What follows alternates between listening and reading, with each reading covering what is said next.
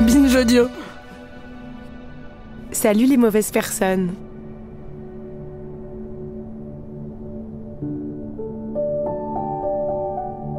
Peut-être que vous faites partie des chanceux qui, quand ils ont lu le titre de cet épisode, Peut-on apprivoiser la peur de la mort, se sont dit « Moi, je n'ai pas peur de la mort. » Moi aussi, j'ai longtemps dit ça.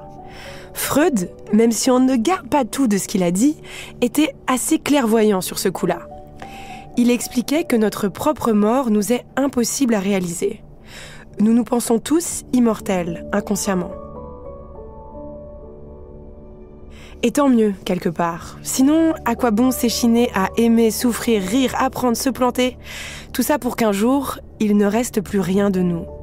Plus que quelques poussières que le temps dispersera, quelques souvenirs que les générations oublieront.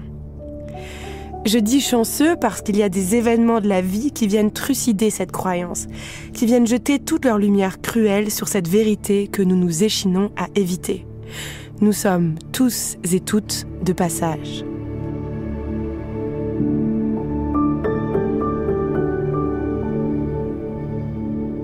Moi, pour ceux qui me connaissent, vous savez de quel événement je parle. Je parle d'un apéro un samedi soir, une soirée qui commençait comme toutes les autres. Ma main dans le paquet de Pringles vert, saveur crème et oignon, la chips que je porte à ma bouche, mon autre main qui cherche mon téléphone, cachée dans les replis d'un canapé. Je veux regarder l'heure. Nous sommes le 24 mars, il est 20h29. Tiens, j'ai 12 appels en absence. Maman. Mais qu'est-ce qui se passe ?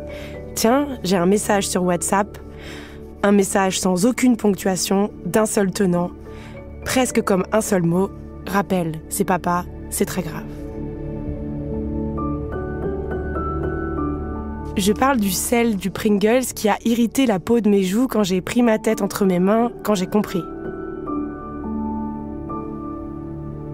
Nous sommes le 24 mars, il est 20h30 et le monde tel que je le connaissais n'existera jamais plus.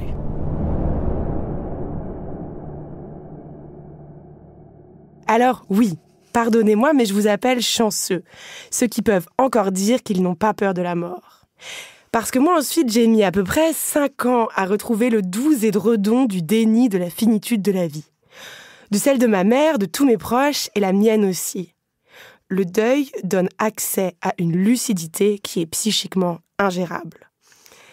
Mais vous savez quoi ? Le déni revient. Et je suis très fière de vous annoncer que je n'harcèle plus ma mère quand elle met plus de 30 minutes à répondre à un message, que je ne me réveille presque plus la nuit parce que je rêve que mon cercueil se renferme sur moi.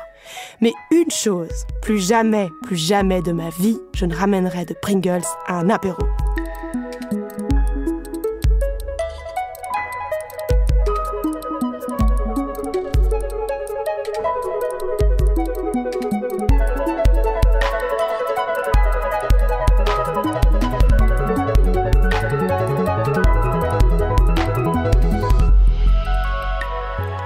J'espère que vous me pardonnerez, mes très chères mauvaises personnes, pour cette introduction très triste et très personnelle. J'ai du mal à retenir mes larmes au moment où je vous parle. Parce qu'aujourd'hui, nous allons aborder un sujet vraiment pas facile, je vous préviens, on va pas faire semblant. Mais nous allons tâcher de le faire avec douceur et clairvoyance. Parce que nous sommes tous ici sûrs d'une chose, cette vie vaut quand même la peine d'être vécue, même si nous allons perdre les gens que nous aimons et que nous aussi, nous allons mourir tôt ou tard. Comment vivre avec la peur de la mort, la nôtre et celle des autres ? Après tout, avoir peur de la mort n'est-il pas parfaitement raisonnable ? Cette peur n'est-elle pas non plus ce qui nous nourrit, nous pousse à agir, nous accomplir ? Pour tenter de répondre à ces questions existentielles, je suis comme d'habitude accompagnée de mes chaleureux acolytes. Coco Spina, salut Coco. Salut, bonjour à tous. Coco est journaliste, elle va co-animer avec moi cette discussion. Alors hélas, Coco, aujourd'hui tu es à distance, mais tu nous amènes le bon air de Marseille, le Mistral dans ta voix. Malheureusement, il pleut très fort. Ah mince, pas de Mistral. c'est adapté au thème de notre émission. Exactement.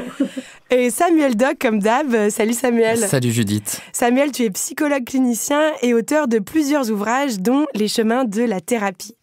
Et notre invitée de notre édition spéciale mort, c'est Catherine Audibert. Bienvenue Catherine. Bonjour à tous. Catherine, tu es psychologue clinicienne d'orientation psychanalytique, si je ne dis pas de bêtises, et autrice du livre Le temps de la perte, qui est à la fois un essai et le récit de la perte de ton fils suite à un accident de voiture. Merci beaucoup d'être avec nous pour parler d'un sujet aussi sensible. Merci beaucoup. Merci à vous. Alors, si c'est possible, si on y arrive, si on n'y arrive pas, écoutez, ce sera pas grave. Mais j'aimerais qu'on essaye de diviser notre discussion entre deux peurs. La peur de notre mort à nous, et puis ensuite la peur de la mort de nos proches et la question du deuil. Donc Samuel, ma première question s'adresse à toi. De quoi parle-t-on profondément ou psychiquement quand on parle de la peur de la mort, de la peur de mourir ?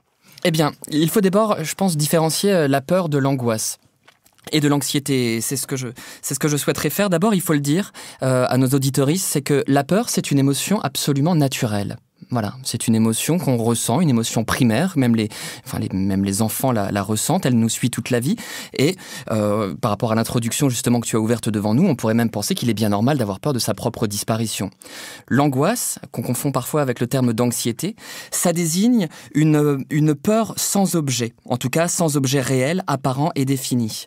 Voilà, c'est ça qu'on entend par angoisse, et c'est vrai qu'on parle plus fréquemment d'angoisse de mort que de peur de la mort. Ah, et c'est donc l'angoisse de mort qui peut devenir un peu... C'est normal, par exemple, j'imagine, si je suis au bord d'une falaise, d'avoir un instinct de survie qui me dit, attention, de ressentir cette peur que, à la moindre bêtise, ma mort peut être imminente. Mais ce qui peut être pathologique, c'est de ressentir cette crainte d'être au bord d'une falaise tous les jours, n'importe où, même dans un pré.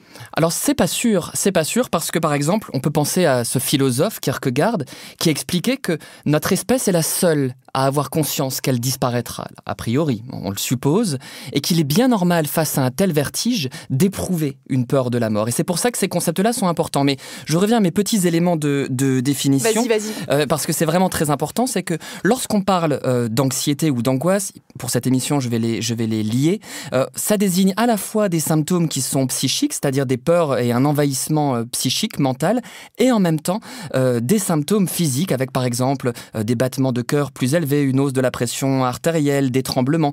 Et si nos auditeuristes sont sensibles à cette question, je crois qu'il est vraiment important de pouvoir repérer ce qui appartient à l'angoisse. Si à un moment donné, la personne a peur de la mort au point que cela entrave sa possibilité à jouir de la vie, si ça limite ses interactions aux autres ou son travail, là nous sommes plus dans le registre de l'angoisse, de l'anxiété. Coco ? Oui, mais est-ce que ce n'est pas le propre de l'humain d'avoir peur de la mort ? Oui, Catherine, par exemple, est-ce que tu as une opinion là-dessus ? Oui, forcément, oui. La mort, c'est ce qui nous attend tous. On en prend conscience relativement tôt. Enfin, un enfant de 5 ans a déjà conscience de la finitude, enfin, du fait que quand on dit que quelqu'un est mort, c'est irréversible. C'est plus seulement comme si on dormait. Non, là, on ne se réveillera pas. Donc, effectivement, on est travaillé toute la vie par ça, parce qu'il faut bien l'intégrer quand même, cette idée de la finitude, et c'est pas forcément évident pour tout le monde.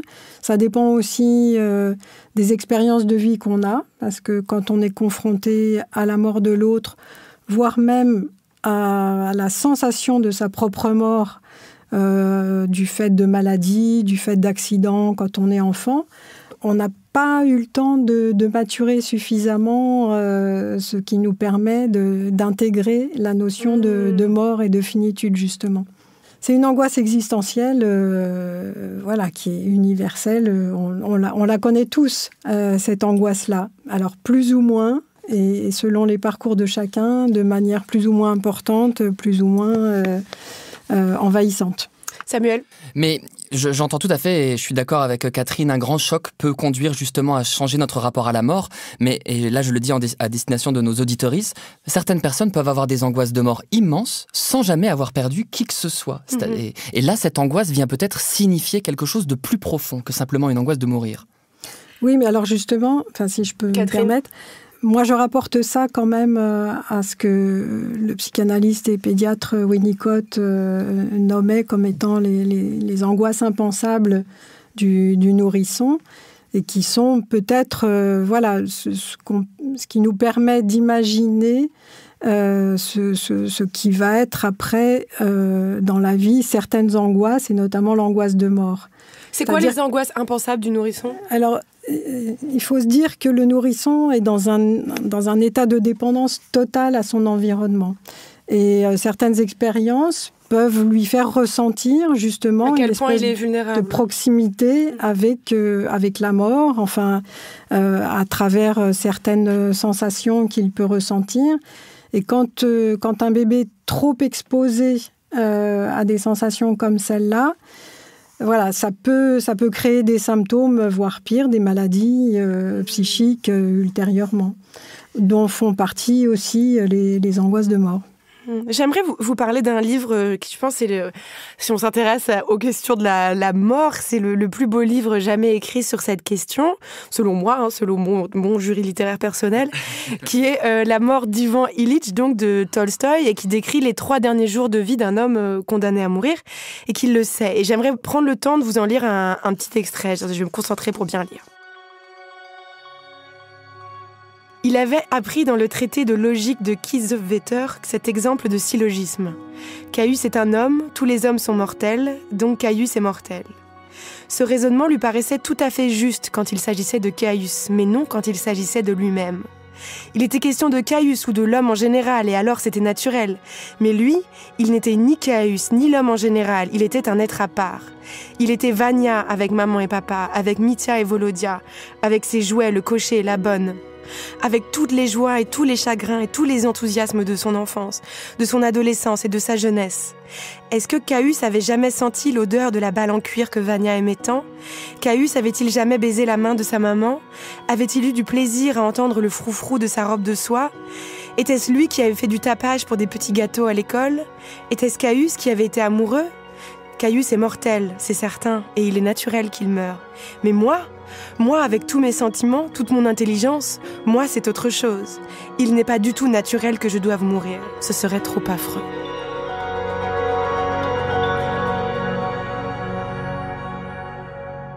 C'est bouleversant, je trouve il y a rien de plus juste. Enfin, moi, je trouve que c'est un des textes, je sais pas, j'ai jamais été mourante, mais je pense que c'est exactement ce qu'on ressent. Samuel, je te vois opiner. Oui, c'est un de mes textes préférés. Je le trouve effectivement, moi aussi, bouleversant. Et ce qui est très intéressant, c'est que je trouve que tu as choisi un des extraits les plus forts de cette grande nouvelle. Et ça fait écho exactement à ce que Catherine décrivait, c'est-à-dire qu'on ne peut pas penser la mort sans revenir aux origines. Catherine donnait l'exemple de Winnicott, mais on retrouve la même chose chez Freud, quand il parle de l'angoisse de séparation du nourrisson, chez Lacan, quand il parle de la difficulté aussi à se séparer de la mère et à manquer. Penser la fin, c'est toujours penser le début. Oui, je pense que de toute façon, puisque le mot avait été prononcé tout à l'heure, apprivoiser la mort, il faut avoir intégré un sentiment de sécurité suffisant. Et si on ne l'a pas, c'est là que les angoisses peuvent être envahissantes, voire très envahissantes. Est-ce que vous avez déjà eu, vous, en tant que thérapeute, sans bafouer le secret professionnel, un patient, des personnes vraiment confrontées à une maladie très grave, qui savent qu'elles vont mourir ? Comment est-ce que c'est possible de gérer une telle situation ? C'est pas tellement face à des patients qui ont une maladie comme le cancer, qui savent qu'ils vont mourir, que j'ai perçu ces angoisses de mort. Finalement, c'est... Non.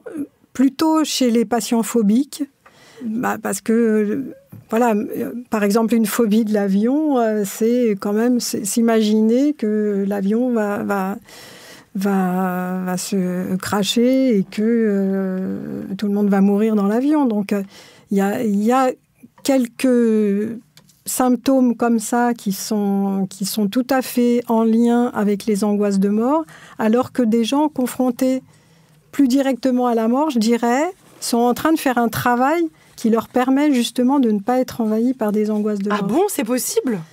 C'est des Dalai Lama, votre patient, ouais. En tous les cas, toutes les personnes que j'ai pu suivre, qui étaient des patients et puis qui, à un moment donné, ont déclaré une maladie mortelle, finalement, alors c'est peut-être aussi pas du fait qu'ils étaient en thérapie à ce moment-là et qu'on a pu élaborer tout ça, et que j'ai pu faire le dernier chemin avec eux, finalement.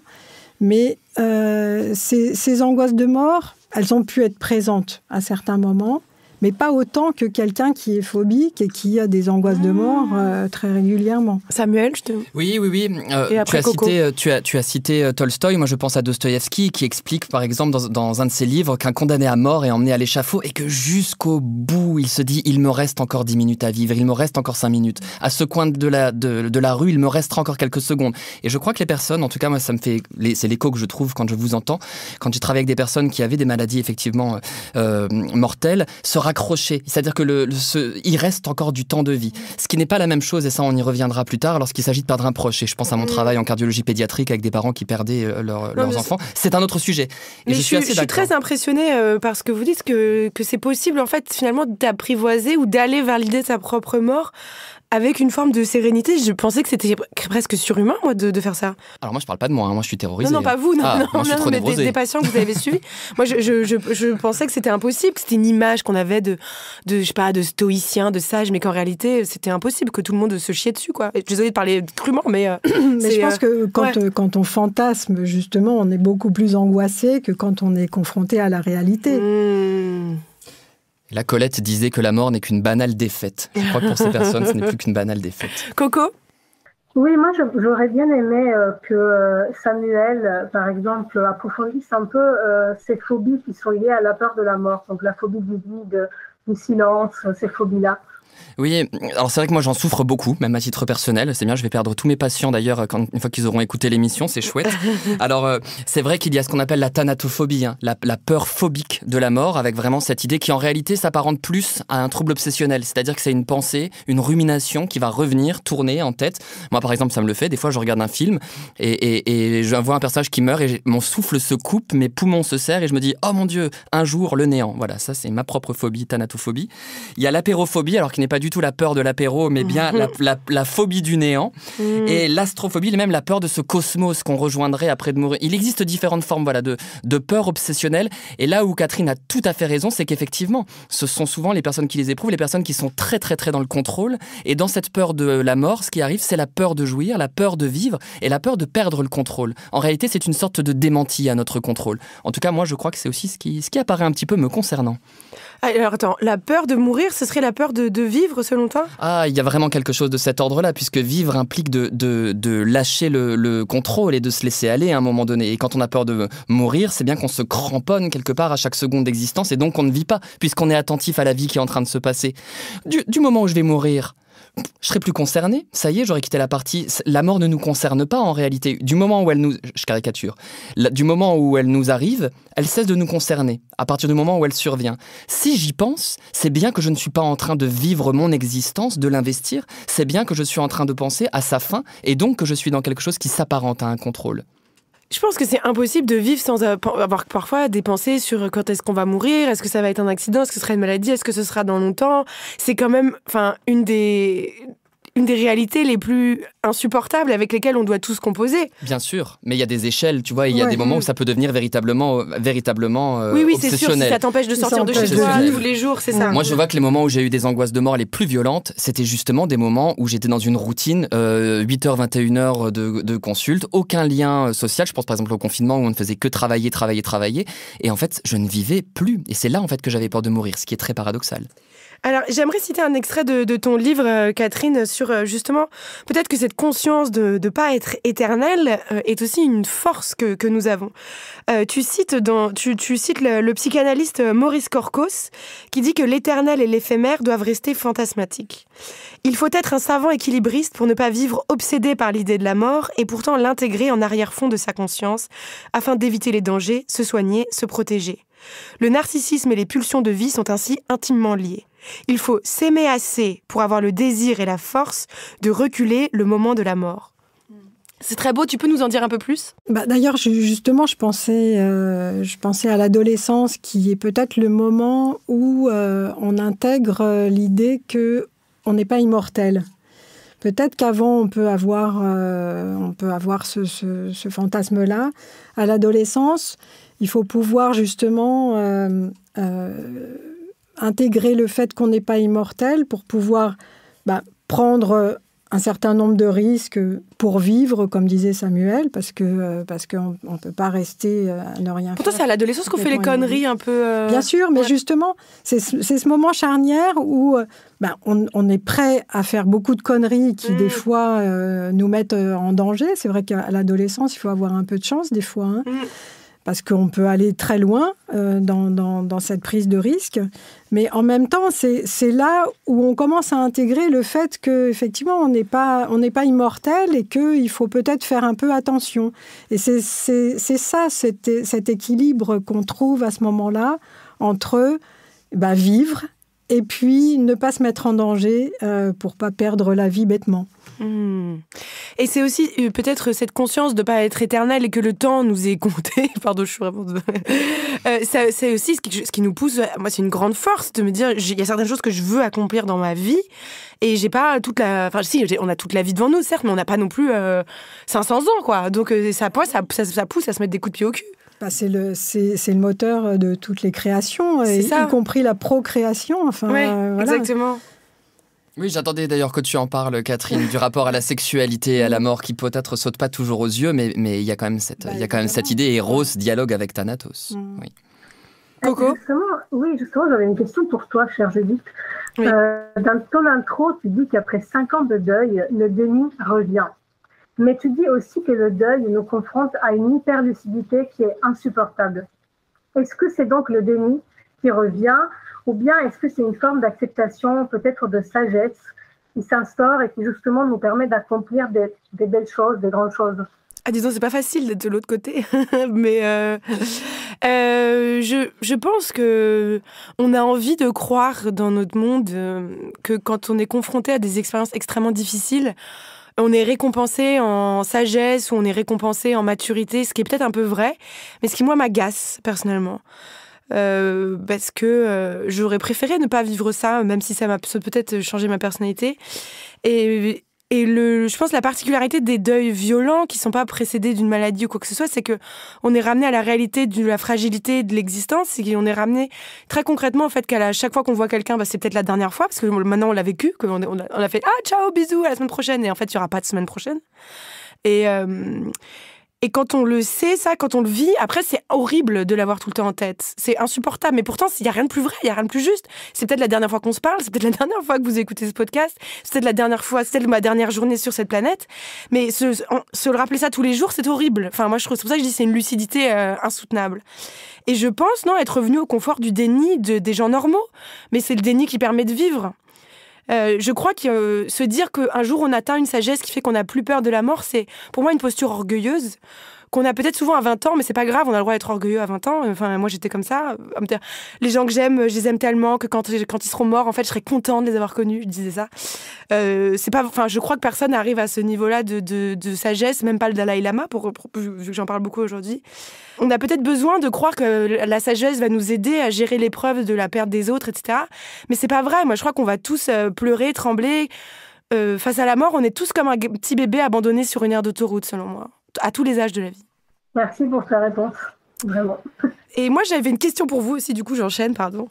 Il y a un très beau livre qui est d'un psy, je sais plus psy quoi il est, qui s'appelle Irvin Yalom, qui est un livre qui s'appelle Thérapie existentielle, qui est à destination des thérapeutes, mais que tout le monde peut lire, enfin, en tout cas, que moi, j'ai lu.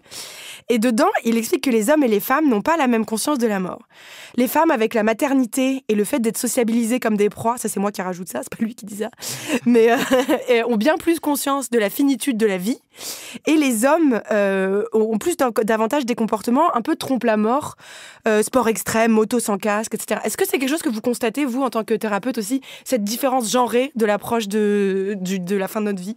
Moi, je citerais Beckett qui disait que les femmes accouchent à cheval sur une tombe, c'est-à-dire que quand elles donnent la vie, elles savent qu'elles donnent la mort aussi. Ouais. Donc il y a, je pense, une perception de la finitude qui n'est pas la même, peut-être, chez les hommes et chez les femmes, du fait de cette possibilité qu'ont les femmes d'enfanter. Samuel ? Peut-être, mais peut-être aussi, je ne sais pas, c'est vraiment une hypothèse, c'est pas du tout, j'ai pas de certitude, mais si je pense à mes patients hommes, je pense que dans certains cas, il peut y avoir quelque chose d'une forme de castration quand même, c'est-à-dire de perdre la puissance virile avec la mort. Je veux dire, c'est quand même une force qui nous rétame tous. Pour le coup, là, la finitude, c'est la première de toutes les pertes et la dernière en même temps, la plus importante de toutes. Donc, donc malgré tout, ici, voilà, on perd quand même un certain objet viril, un objet de pouvoir, le corps qui se dégrade aussi avant la mort, dans certains cas. Et ça, je sais que voilà, c'est plus difficile à traverser pour les hommes que pour les femmes. Dans un monde macho, tu veux dire, du coup, les hommes ont plus de mal à accepter l'idée de la mort parce que c'est à leur couple, leur surpuissance masculine. Exactement, ils n'en ont pas triomphé. Oui, ouais, tout à fait. Oui. Ouais, c'est ok. Donc en fait, toutes ces démonstrations un peu trompe la mort, c'est aussi pour dire moi, j'ai tellement une grosse bite que je dépasse la mort. Quoi. Exactement, c'est une sorte de conduite de réassurance presque contraphobique, on pourrait dire. Oui, tout à fait. Coco ? Oui, moi j'avais une question pour Catherine. Dans ton livre, tu écris « La mort ne s'oppose pas à la vie, mais à la naissance ». Et je voulais savoir qu'est-ce que tu entends par là. Alors, c'est pas forcément moi qui le dis comme ça. Je l'ai lu pas mal chez les anthropologues. Et effectivement, je trouve ça assez pertinent parce que le début de la vie, c'est la naissance et la fin de la vie, c'est la mort. Donc, voilà, entre la naissance et la mort, il y a un début et une fin. Et c'est peut-être comme ça, effectivement, qu'on doit concevoir les choses. Et est-ce que cela trouve un écho dans votre pratique psychanalytique ? Ah oui, forcément. Enfin, moi, en tous les cas, la question de la mort, ça a toujours été une question importante, je trouve, dans les cures avec mes patients. Peut-être davantage que les questions de sexualité, de castration, de DIP. Pour moi, ça a toujours été peut-être la question numéro 1. Le fait que, effectivement, il faut faire ce chemin d'intégration de l'idée de la mort, de l'idée de la finitude et du fait qu'on n'est pas tout puissant.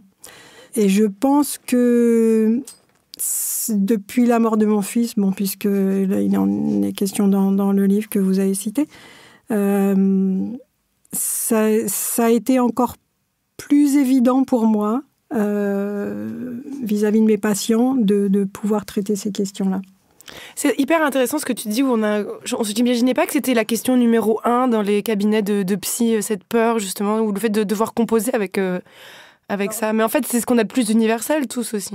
Oui, après, tous les psys n'entendent pas toujours la même chose et on fait le psy avec ce qu'on est, je dirais.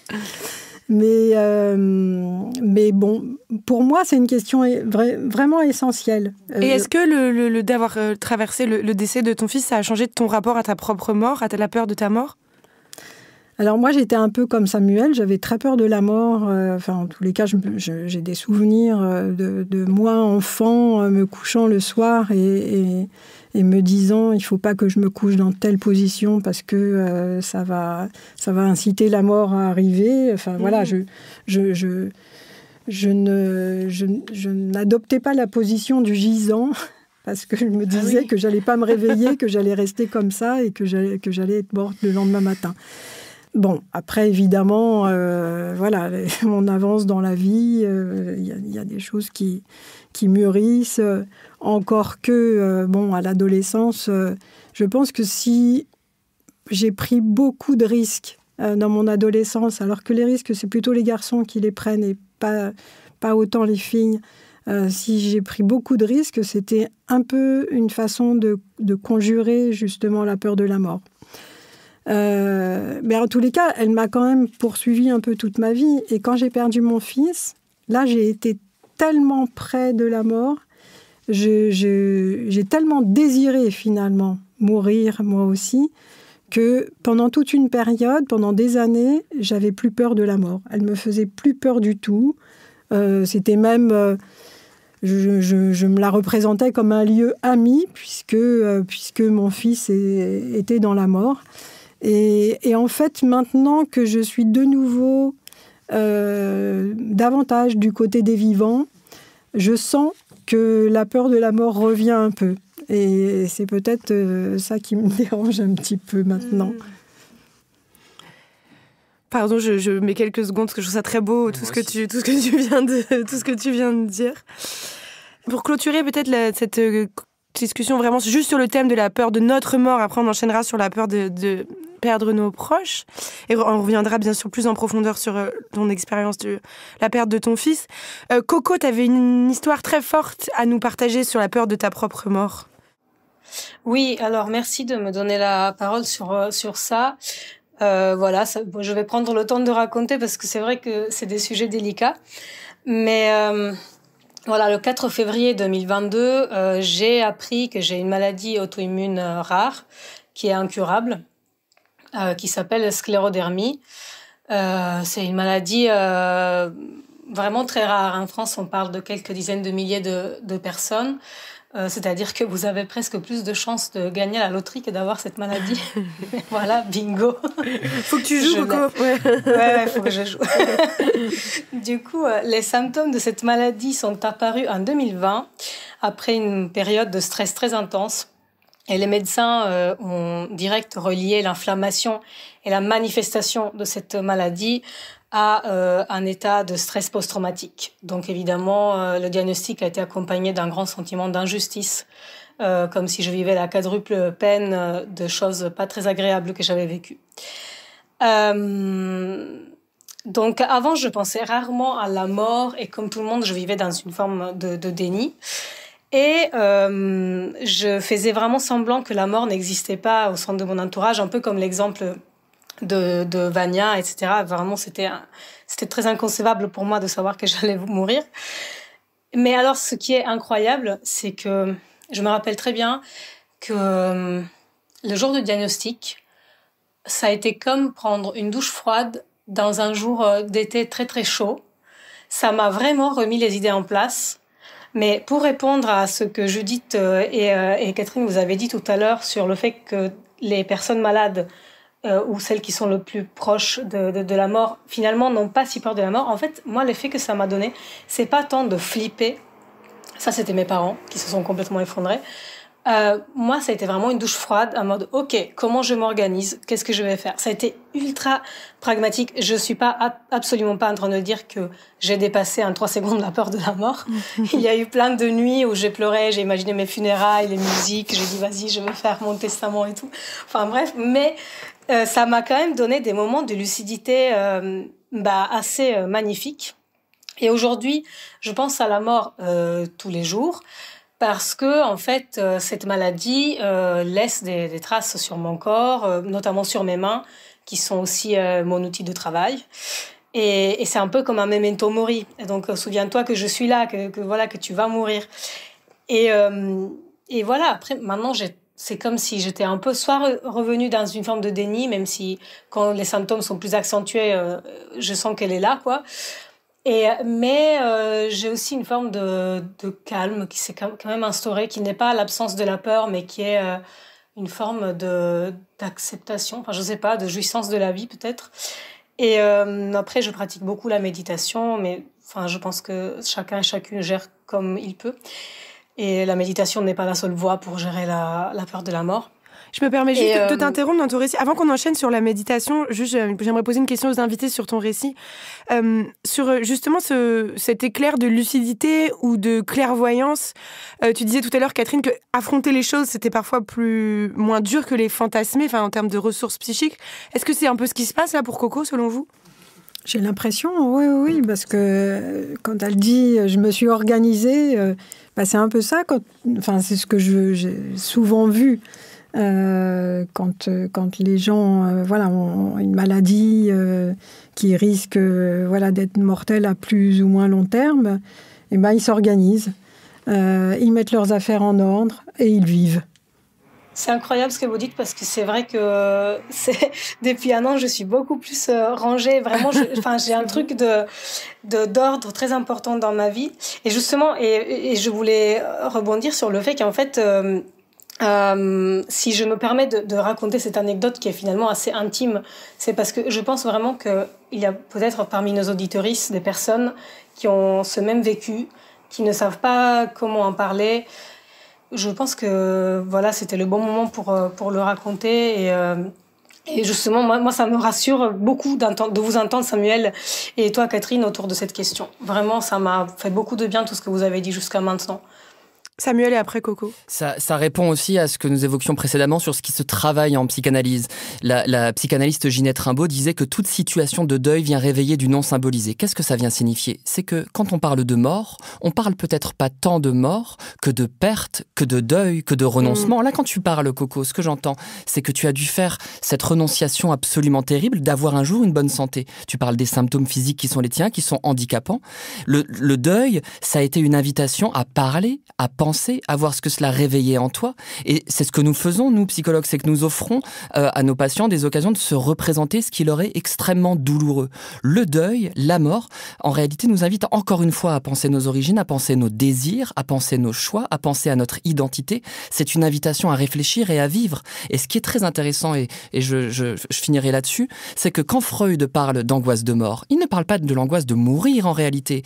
Il parle d'un retour à un état inorganique avant la naissance. Ce serait en fait une crainte de régresser à ce qu'il y a avant la vie. Donc en somme, finalement, je crois que penser la mort, c'est toujours penser chaque nouveau départ de notre vie, chaque deuil. Coco, tu voulais évoquer le rôle de la spiritualité dans ton apprentissage ? Oui, alors oui, mais je tiens à souligner d'abord que vraiment c'est parce que j'ai une super bonne psy que j'aborde ça aussi avec du calme. Et donc comment elle s'appelle ? Elle s'appelle Isabelle. Salut Isabelle. Voilà. Et elle est géniale et vraiment c'est parce qu'elle est là aussi que tout ça se passe plus ou moins bien. Moi, après, personnellement, et ce n'est que moi, depuis 2019, je pratique la méditation presque tous les jours et le yoga. Et j'ai lu récemment un livre du moine zen Thich Nhat Hanh qui s'appelle « Le miracle de la présence mentale » et qui est un manuel de méditation. Et en fait, ce qui a été un tournant pour moi, après plusieurs pratiques de méditation, c'est pas la première pratique qu'il faut faire, mais j'ai trouvé une méditation sur la mort. Et en fait, je me suis dit, bon, voilà, je commence à faire cette méditation sur la mort. Et en fait, l'idée d'apprivoiser, de visualiser mon corps, de l'âme qui le quitte, etc., en quelque sorte, m'a un peu apaisée. Le plus je côtoie cette idée, le mieux ça se passe. Mais du coup, je me posais la question, pensez-vous que dans une époque sans spiritualité, on ait peut-être davantage peur de la mort ? Samuel ? Oui, ben là, franchement, je pense tout de suite au théologien Mircea Eliade qui disait que finalement, le sacré, la spiritualité nous apporte des réponses à ces trois questions fondamentales qui sont « Qui suis-je ? Où vais-je ? Et pourquoi j'existe ?» Finalement, être dans le sacré ou dans l'esprit, c'est essayer de répondre à ces questions. Or, dans une société où finalement tout s'achète, tout se vend, tout se consomme, tout est éphémère, il est drôlement difficile de trouver un appui sur cette spiritualité qui n'a pas de corps, qui n'a pas d'objet en réalité, qui est un mouvement. Donc oui, ce que tu avances là trouve un très fort écho en moi. C'est difficile de lâcher prise. C'est difficile dans une société capitaliste, je trouve, de faire face à la mort. C'est peut-être pas pour rien qu'on l'invisibilise autant dans notre société. Elle n'est pas très rentable. On entend souvent l'expression avoir peur de finir seul ou de mourir seul. Et j'aimerais vous poser la question, c'est vraiment la question la plus déprimante de l'épisode, je pense. Est-ce que c'est un espoir vain ? Est-ce qu'on ne meurt pas toujours forcément tout seul, Catherine ? On est seul fondamentalement. Hein. On est seul, on vit seul et on meurt seul forcément. C'est nécessairement une expérience absolument de solitude. Maintenant, c'est vrai que ce qu'on a envie d'imaginer, c'est que quelqu'un nous tienne la main au moment où on va mourir, parce que peut-être que ce sera moins angoissant, justement, peut-être que ce sera moins dur. Mais ça, on peut pas le savoir. Non. Samuel ? Je pense que oui, on meurt peut-être, on peut mourir seul physiquement, mais j'ai l'espoir que dans notre pensée, tous ceux que nous aurons aimés, le jour où nous mourrons, seront malgré tout avec nous dans ce qu'ils nous auront transmis, dans la chaleur, dans les premiers gestes. Moi, je pense vraiment à ces personnes que j'ai pu rencontrer qui souffraient de la maladie d'Alzheimer et qui étaient vraiment dans des états de délabrement physique et psychique extrêmement importants dans les stades avancés de la maladie. Et pourtant, quand une personne de leur entourage, ils ne savent plus du tout qui c'est, les touche, il s'apaise, il se calme. On voit que les soins sont plus faciles à prodiguer. Il y a une méthode d'ailleurs qui travaille là-dessus qui s'appelle Humanitude, qui est très bien. Ce qui montre que même quand on n'a plus de mémoire, même quand on a tout perdu, il reste quand même une sorte de mémoire du corps, du contact. On n'est pas seul. Je suis navrée, je suis obligée de vous interrompre quelques petites minutes. On se retrouve tout de suite.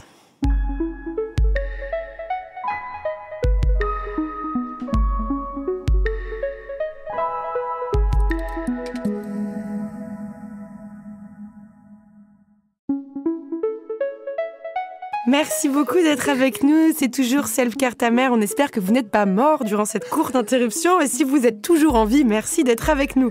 Je suis en la délicieuse compagnie de Coco Spina, Samuel Doc et Catherine Audibert. Et nous sommes en train de parler de la peur de la mort. Catherine, tu as écrit ton livre suite à la perte de ton fils dans un accident de la route. Alors, ma question est sûrement un peu maladroite, ou en tout cas, je vais essayer d'être le plus délicate possible. Mais si je suis maladroite, faut pas hésiter à m'envoyer bouler. Comment fait-on pour vivre quand on a perdu un de ses enfants ? C'est compliqué à répondre, parce que moi, je l'ai traversé, donc je sais comment j'ai réussi à remonter la pente, comme on dit. Mais après, c'est très subjectif. Voilà, chacun peut trouver sa façon de revivre. Je me suis beaucoup comme on dit, plongée dans les récits d'autres parents qui avaient écrit sur la perte de leur enfant. J'ai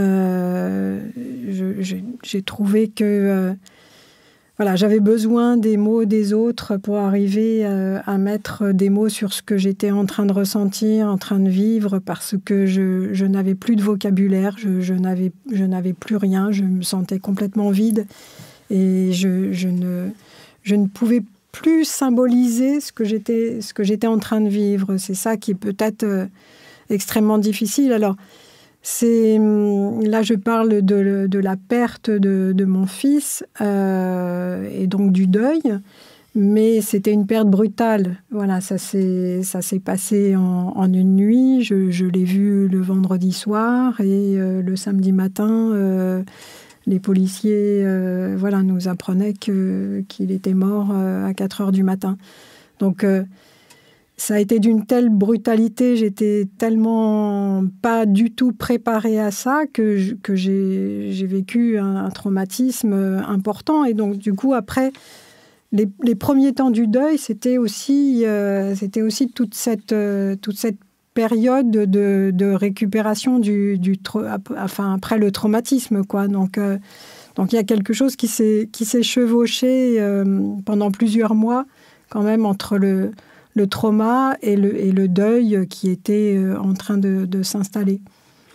C'est sûrement absurde de chercher à faire cette comparaison, mais on imagine souvent que le deuil d'un enfant, c'est le pire des deuils qui puissent exister. Je sais pas, je pourrais pas dire. Évidemment, en tant que parent, c'est notre avenir, notre futur, enfin tout ce qu'on imagine de ce qu'on a envie de vivre après en étant grands-parents. Ma vie, elle était déjà un peu derrière moi. J'avais encore des choses à vivre, mais c'est vrai que j'avais élevé mes enfants. C'est eux maintenant qui allaient créer des choses, qui allaient faire leur vie. Et là, il y a eu un moment de rupture qui a été terrible pour tout le monde, pour toute la famille. Moi, j'étais enfermée dans ce choc et dans ce malheur. Donc, j'avais pas non plus tellement la vision de ce qui se passait autour de moi. Je m'en protégeais même parce que j'étais empathique avec ce que les autres pouvaient ressentir et que ça rajoutait à la douleur que je pouvais avoir moi. Mais je ne sais plus ce qu'était le début de la question. Est-ce que c'est le pire des deuils ? Mais est-ce qu'on peut savoir finalement ? Je ne sais pas si c'est le pire des deuils parce que tout dépend aussi de la structure psychique des gens, de ce qu'ils ont vécu, de leur expérience. Évidemment, un deuil, une perte ne vient pas sur une histoire où il s'est rien passé avant. Donc ça va réouvrir déjà les deuils antérieurs, les pertes antérieures, les traumas antérieurs. Et puis, selon la constitution de chacun, ça va être quelque chose qui va créer un effondrement ou pas. Samuel ? La dimension, moi ce qui m'a énormément touché dans ton livre et ce qui m'a aussi beaucoup touché, Judith, dans ton introduction qui était vraiment bouleversante, c'est le sentiment de culpabilité, je crois. Quand on a peur de perdre quelqu'un ou quand on a perdu quelqu'un, j'ai pas vécu assez de moments avec lui, qu'est-ce que j'aurais pu faire ? Toi, Catherine, ce qui est très fort, je trouve, dans ton roman, c'est que ça prend presque la forme d'une enquête. Que s'est-il passé ? Qu'est-ce que j'ai fait ? Et c'est aussi ça qui nous empêche quelque part de faire le deuil. Je sais que j'utilise une formule très ramassée et très simpliste et j'en ai vraiment conscience, c'est dans le cadre là, direct. Mais c'est ce sentiment de culpabilité, encore une fois, qui nous rattache quelque part à cette personne qu'on n'arrive pas à perdre, à laisser partir. Et c'est ce que je trouve de concordant dans vos deux témoignages. Absolument, ouais. Ah ouais. Ouais, je pense que du coup, on a vécu quelque chose d'à peu près similaire quand même, Catherine, qui est la mort du jour au lendemain, celle qui débarque par effraction sans aucun signe avant-coureur. Donc toi, c'était un accident, moi, c'était une crise cardiaque foudroyante. Je pense que ce type de deuil demande un travail quand même psychique supplémentaire. Parce qu'il y a toute la culpabilité de pas avoir su que c'était la fin, de pas avoir su que c'était la dernière fois, les regrets que ça entraîne, c'est quand même, je trouve, un type de deuil qui est particulier, non ? Oui, et puis la culpabilité en tant que parent, ça, oui. Même si mon fils est un adulte, en tant que mère, je ne pouvais pas me faire à l'idée qu'il puisse partir avant moi, mais en plus de ça, dans mon boulot de mère, il fallait que je le protège et que je sois là jusqu'au bout, quoi. Donc, il y avait quelque chose de très dénarcissant à plein de niveaux. C'est-à-dire que c'est l'échec total, quoi. Quand une mère perd son enfant, c'est l'échec total. C'est, quelque part, elle peut imaginer qu'elle perd tout. Bon, après, le fait que je sois là à en parler prouve que non, j'ai pas tout perdu, mais enfin, j'ai eu le sentiment de tout perdre quand même pendant plusieurs années. J'étais folle à certains moments. J'ai perdu complètement les pédales parce que cette obsession, effectivement, de mener une enquête, de tout savoir, de tout comprendre, ça fait que à certains moments, on est complètement à côté de la plaque. On n'est plus dans la réalité. J'étais plus que dans le monde des morts. Il y avait plus que ça qui m'intéressait. Et puis, au moment, les jours qui ont suivi sa mort, j'avais des hallucinations. Donc, Freud l'explique aussi. Cette espèce de psychose hallucinatoire là. Il l'explique comment ? Je pourrais pas retrouver par cœur la citation. L'ombre de l'objet est tombée sur le moi. En ce qui concerne la mélancolie, parce qu'effectivement, après, le deuil peut prendre une allure mélancolique, justement, du fait de ces auto-accusations, du fait de cet état catatonique dans lequel on peut tout d'un coup se retrouver. Mais le refus de cette mort fait que on hallucine celui qui est parti. J'entendais le bruit qu'il faisait à l'adolescence quand il montait les escaliers. Moi, je vois encore mon père dans la rue parfois, un quart de seconde. Voilà, c'est ça. Je sentais l'odeur qu'il avait quand il était bébé. Il y avait tout un tas d'hallucinations comme ça qui faisait que en même temps, on est accompagné encore. Il y a quelque chose de vivant dans ces hallucinations du mort, mais on a l'impression de devenir fou, quoi, tout simplement. Coco ? Oui, justement, Catherine, dans ton livre, tu racontes donc la douleur de cette perte, mais tu fais le constat qu'en fait, dans la langue française et même dans d'autres langues, en fait, ça n'existe pas un mot pour définir la perte d'un enfant. Qu'est-ce que les parents qui perdent un enfant deviennent ? C'est-à-dire qu'on peut dire des enfants orphelins, quelqu'un qui devient veuf ou veuve. Et voilà, quel mot vous pourriez mettre là-dessus ? Il y a beaucoup de gens qui cherchent. Moi, j'ai pas encore trouvé non plus. Il y avait un mot qui est le désenfantement, qui a été repris un certain nombre de fois, mais qui ne plaît pas à tout le monde. C'est toujours pas rentré, je pense, dans la langue française. En tous les cas, je ne crois pas que ce soit dans un dictionnaire. Non, on n'a pas trouvé. Ça existe dans d'autres langues. En hébreu, ça existe. On n'a pas encore trouvé. Je pense que tous les parents endeuillés cherchent un mot pour pouvoir se définir, parce que, mine de rien, c'est comme si on faisait partie d'une communauté un peu silencieuse, parce qu'on ne se voit pas trop les uns les autres. Enfin, il existe des groupes de parole de parents endeuillés auxquels moi, je n'ai pas participé. Mais en tous les cas, je pense que à un moment ou à un autre, tous les parents endeuillés ont envie qu'il y ait un mot qui puisse les représenter. Et il n'y en a toujours pas. Donc voilà, on est un peu... Tu disais tout à l'heure que tu étais devenue folle dans justement cette épreuve du deuil, mais quelle autre réaction tu aurais pu avoir? Est-ce que la folie est parfois la réaction la plus rationnelle à une situation? Mais moi, je trouve que c'était une folie bénéfique, de toute façon. Et je pense qu'elle était même indispensable, incontournable. Voilà. Ça faisait partie... d'ailleurs, Alouche, le psychanalyste qui disait ça, c'est que finalement, cette folie, elle fait partie du deuil aussi. Voilà.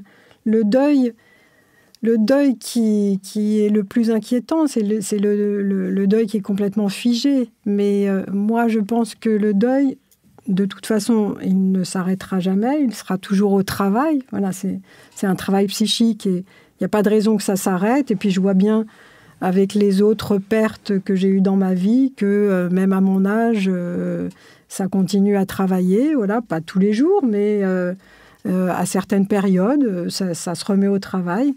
Donc je pense que cette perte-là, je continuerai toujours à la travailler. C'est certainement pas fini.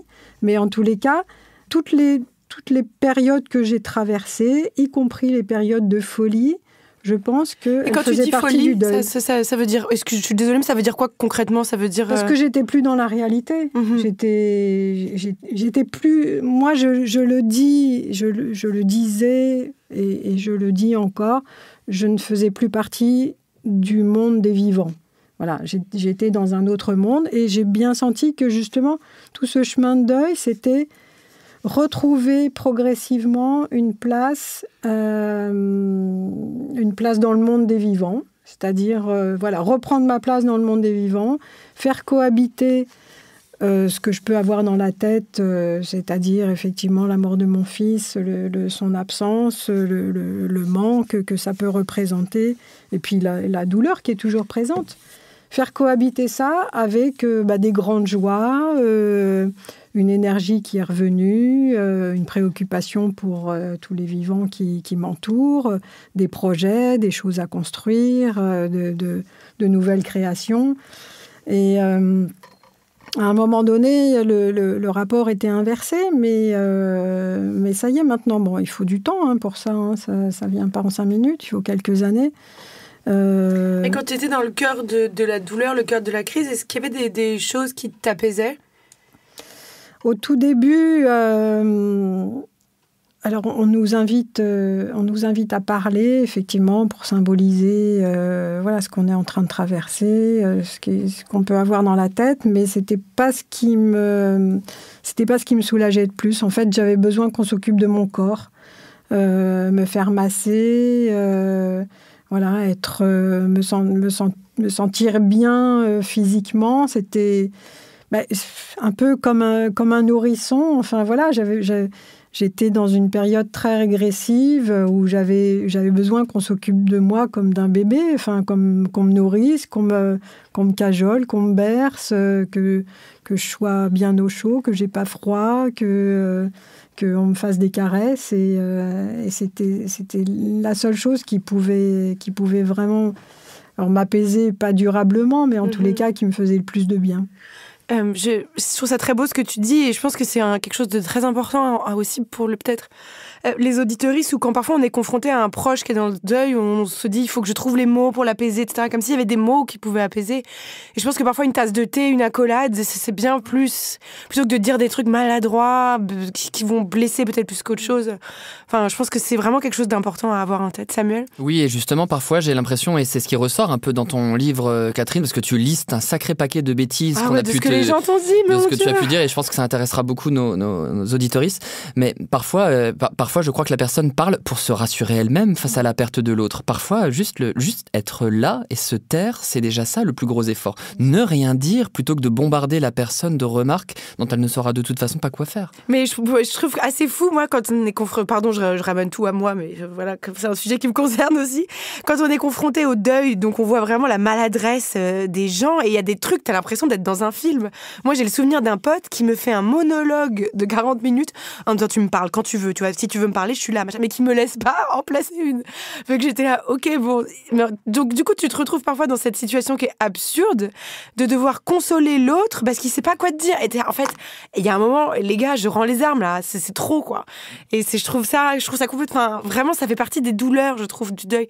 C'est à quel point on devrait se dire comment se consoler parfois et se ramener au b.a.-ba des choses les plus simples. De plus, perdre un enfant, c'est quelque chose qui fait tellement peur. Enfin, voilà, les autres parents sont, enfin, quand ils sont confrontés, voilà, au fait qu'un ami vient de perdre un enfant, ceux-là, ils se disent ouf, c'est pas moi, j'y ai échappé. Et en fait, ils sont la plupart du temps tellement mal à l'aise avec ça qu'effectivement, ils ont des paroles malheureuses. Alors, la plupart du temps, quand il s'agit d'amis, moi, je leur en veux pas. Hein. Quelquefois, c'était beaucoup plus dur. On se sent un peu pestiféré à un moment donné.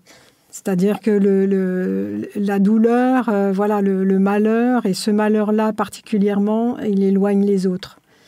Et c'est vrai que moi, je l'ai très bien senti que des amis, effectivement, des personnes que je considérais amies, n'ont pas su quoi faire de cette histoire-là. Et peut-être ont eu tellement peur ou sont sentis tellement mal à l'aise qu'on les a plus revus. Samuel ? C'est aussi peut-être le problème au-delà de l'individuel. Là encore, c'est peut-être un problème qui concerne le collectif. C'est-à-dire que dans notre société, nous sommes tous crispés sur nos corps, qui est voué à mourir, crispés sur nos égos, sur nos écrans, sur nos narcissismes. Nous ne bénéficions plus, comme certaines générations précédentes, d'un discours peu importe ce qu'il vaut, religieux ou politique sur la mort. L'anthropologie de la mort aujourd'hui est bien faible. On ne sait plus penser la mort, on ne sait plus la parler. Et regardez, pendant l'épidémie de coronavirus, nous avions des chiffres. Tant de personnes infectées, tant de personnes décédées. À aucun moment, il y a véritablement eu d'échanges, de débats, de prise de conscience de ce que c'était que toutes ces morts. Collectives. Voilà, il n'y avait rien, il n'y avait que des chiffres. Voilà ce qu'est la mort aujourd'hui, des chiffres. Quand on parle de la guerre en Ukraine, il en va de même. Comment concevoir aujourd'hui que nous ne puissions pas être, comme tu dis, je reprends ton terme, pestiférés quand nous faisons cette expérience absolument terrible du deuil d'un proche, alors même que toute notre société ne supporte pas la mort. Oui. Impossible. Ce que je voudrais rajouter, c'est qu'il y a un paradoxe, parce que tout le monde est d'accord pour dire « c'est dommage, il n'y a plus de rituel, on a peur de la mort, on ne laisse pas les gens faire leur deuil, etc. » Mais finalement, à côté de ça, on valorise beaucoup on valorise beaucoup les personnes qui emmerdent pas les autres avec leur malheur. Ah oui, ceux qui souffrent dignement. Voilà, ceux qui souffrent dans la dignité. Cette expression déjà, ça veut dire quoi ? Il y en a qui souffrent indignement, elle est atroce. Ouais. Et du coup, en fait, non, on ne permet pas aux gens qui sont dans la douleur de pouvoir l'exprimer, cette douleur. C'est compliqué. Je pense que justement, la question des deuils pathologiques, elle découle aussi de là. Alors, c'est quoi le deuil pathologique ? Expliquez ce que c'est. Il y a des critères dans le DSM qui sont au bout de je ne sais pas combien de temps.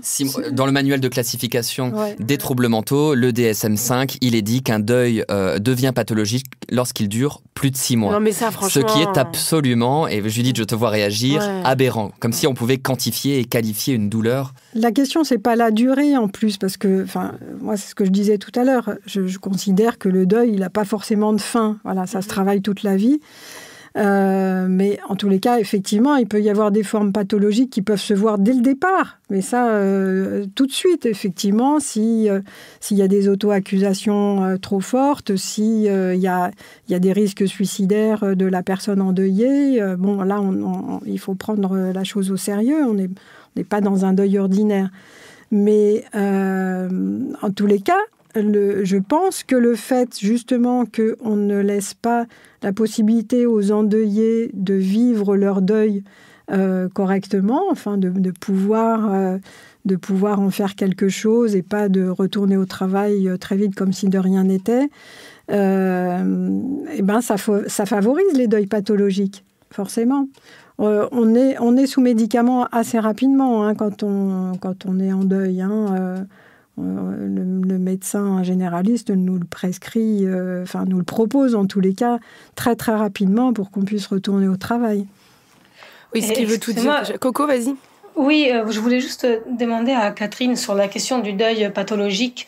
Tout à l'heure, vous avez parlé de la culpabilité des parents face à la mort de leur enfant. Mais que dire, par exemple, si là, il y a des personnes qui nous écoutent, qui ont connu cette expérience, que dire à celles et ceux qui nous écoutent et qui éprouvent la même chose? Comment est-ce qu'on peut, en quelque sorte, leur montrer qu'en fait, ce n'est absolument pas de leur faute, qu'il n'y a pas de culpabilité à avoir? Est-ce qu'il y a une manière au quotidien d'apaiser ce sens de culpabilité et de ne pas, du coup, tomber dans un deuil potentiellement pathologique? La culpabilité, elle a ses vertus aussi, je dirais, pour traverser le deuil. Et moi, en tant que psy, justement, quand j'ai affaire à des personnes endeuillées, des parents endeuillés, ça m'est arrivé un certain nombre de fois, je pense que justement, je ne dois pas leur dire mais non, vous n'êtes coupable de rien. Il faut l'entendre se déployer, cette culpabilité, ce sentiment de culpabilité. Il faut comprendre d'où est-ce qu'il vient et qu'est-ce qu'il a à raconter. Et je pense que le laisser s'exprimer, justement, ça permet plus facilement aux gens endeuillés de s'en défaire. Moi, ça m'apaise énormément ce que tu dis, parce que moi, je ressens énormément de culpabilité, parce que peu de temps avant la mort de mon père, je savais pas du tout qu'il allait mourir, je m'engueulais tout le temps avec lui parce qu'il était en train de virer macroniste, ce qui me semblait la pire chose qu'il pouvait faire. Et si j'avais su que c'était peut-être les dernières fois qu'on allait se parler, j'aurais parlé d'autre chose. Je crois que j'aurais dit combien je l'aimais et combien je le remerciais pour tout ce qu'il m'avait transmis, etc. Et je vis avec ce regret de pas avoir suffisamment dit et de m'être pris la tête sur la politique juste avant sa mort. Et tout le monde me dit, il ne faut pas regretter. Moi, mais comment veux-tu que je ne regrette pas? Évidemment que je le regrette. Et on peut vivre avec des regrets aussi. J'aimerais qu'on accepte, oui, tu vis avec ce regret, putain, il doit être lourd à porter, quoi. Plutôt que de me dire, ne regrette pas. Je suis d'accord avec toi, Catherine, ouais. Et peut-être aussi que ça vient signifier quelque chose, ce « et si ». Et si nous nous étions pas disputés? Et si j'avais fait ça? Et si j'avais répondu au téléphone? Je crois que toute personne qui a perdu quelqu'un, peut avoir ce et si, qui en fait devient un langage. Moi, je me suis déjà fâché avec un ami qui malheureusement été malade lourdement sur le plan psychiatrique et très mal, son traitement était très mal dosé. Il s'est suicidé quelques jours après notre dispute. Voilà. Et si. Mon ami Alex, dont je raconte le décès dans Éloge indocile de la psychanalyse, je savais qu'il allait à une soirée à laquelle il ne devait surtout pas aller. Et je peux vous dire que et si j'avais pris le taxi pour aller le chercher, 3 jours plus tard, je serais peut-être pas allé identifier son corps à la morgue. Voilà, et si. Ce et si est un langage, c'est une langue, et il a sa valeur aussi, justement. Il nous aide aussi, ce et si. On approche de la fin, mais j'aimerais quand même vous poser une question à vous tous. La mort est-elle finalement la dernière chose qui nous unit tous? Parce qu'on vit dans un monde extrêmement sclérosé, hiérarchisé, etc. Et même si ceux qui ont de l'argent peuvent la retarder le plus possible grâce à des traitements, je sais pas, des médicaments, blablabla. Mais nous allons tous quand même être confrontés à cette perte. La peur de notre propre mort et la mort des autres. Et nous allons tous pleurer, trembler, peut-être même crier comme un enfant quand on la sentira arriver, quand on sentira peut-être, je sais pas, qu'on nous apprendra une maladie en stade final ou qu'on sentira la voiture quitter la chaussée, qu'on sera saisi de cette terreur. Est-ce que c'est finalement la dernière chose qui nous unit? Je pense qu'il y en a d'autres, heureusement. Et c'est peut-être pas la dernière, mais en tous les cas, c'en est une, forcément, bien sûr. C'est l'expérience... La perte des autres, c'est une expérience commune. Enfin, il y a peut-être des gens qui commencent à perdre des proches tard dans leur vie. Tant mieux pour eux. Il y en a, ça commence très tôt dans la vie, c'est beaucoup plus compliqué. Mais en tous les cas, tout le monde en fait à un moment donné l'expérience. Et l'appréhension de sa propre mort, on la ressent tous et toutes aussi. Donc, effectivement, il n'y a rien de plus universel, pardon. Mais bon, il y a d'autres expériences qui nous réunissent quand même. Samuel ? Oui, c'est vrai, moi je pense que tu as raison. C'est vrai qu'il y a aussi des disparitions, des disparités sociales très importantes entre les riches et les pauvres, la manière de mourir. D'ailleurs, les riches se font bâtir des cuvettes où ils peuvent se cryogéniser. Bon, alors là, avec la crise énergétique, on imagine bien les dégâts de voilà. Bon, peut-être que du coup, je fais une blague et je suis en train de me dire, en vous faisant cette petite blague de fin d'émission, que finalement, peut-être que l'humour face à la mort, c'est quand même ce qui nous sauve et ce qui nous unit. Oui. Pouvoir rire à la face de la mort, c'est quand même un sacré pouvoir. Coco ? Non, mais moi justement, Samuel, tu m'as vaguement parlé de ton concept de l'hédonisme de survie et ça m'intéressait de savoir ce que c'était. C'est un concept que j'ai développé dans mon livre Le Nouveau Malaise dans la civilisation, et où j'explique que dans une société où on ne sait pas mourir, on essaie de jouir le plus possible, mais que c'est sans fin en réalité. C'est acheter un nouvel objet, vivre une nouvelle expérience, se connecter à un nouveau réseau social. C'est sans fin, justement parce qu'on fuit cette perte, parce qu'on fuit ce manque, parce qu'on fuit en fait quelque chose qui concerne notre condition là où elle devrait être pensée. Et Judith, je te remercie parce que c'est ce que tu nous invites à faire avec cette émission, justement, penser ce que nous sommes. Catherine, aujourd'hui, comment est-ce qu'est présent ton fils dans ta vie ? Est-ce que c'est parfois tu écoutes la musique qu'il aimait ? Est-ce que c'est les endroits ? Est-ce que c'est la nourriture ? Est-ce que ça vient au fil de tes pensées ? Comment ça se passe, cette relation ? J'ai l'impression qu'il est présent en permanence, à chaque instant. Il est là, il n'y a pas besoin qu'il y ait quelque chose qui me fasse penser à lui. Il est là, voilà. Je ne peux pas dire ça autrement. Est-ce que tu veux bien nous dire son prénom ? Jérémy. Alors, j'aimerais te dédier ce podcast, Jérémy, ainsi qu'à tous les fantômes des personnes qui vous manquent, chers auditeurs. Un grand merci d'avoir été avec nous. On espère vous retrouver le mois prochain. Et si jamais c'était la dernière fois que nous nous parlions, je vous souhaite un agréable voyage vers l'autre rive. Un grand merci à Coco, un grand merci à Samuel et encore un immense merci à Catherine. Merci à Charlotte Bex, notre chargée de production, et merci à Quentin Bresson, notre réalisateur. À très vite.